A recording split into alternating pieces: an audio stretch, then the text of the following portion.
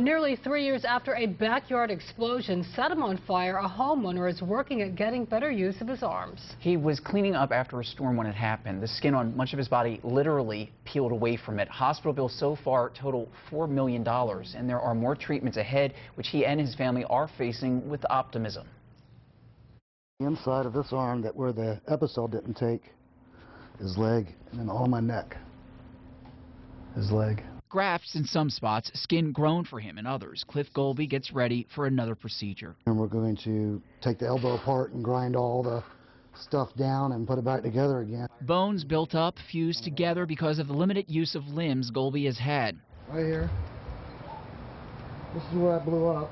Almost 3 years ago, he was using a fire pit to get rid of debris from a nor'easter. A gas can exploded in his hand, setting him on fire. He jumped in his pool to put out the flames that would burn 70% of his body. Pool cover on at the time, it melted to him. I couldn't stop screaming at all.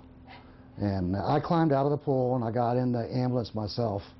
And just, complete convulsions. There's nothing you could do. Doesn't look like I got the neck skin on here yet. Golby, who actually used to work in fire protection, installing sprinklers and the like, does a little web designing now using a hands-free mouse.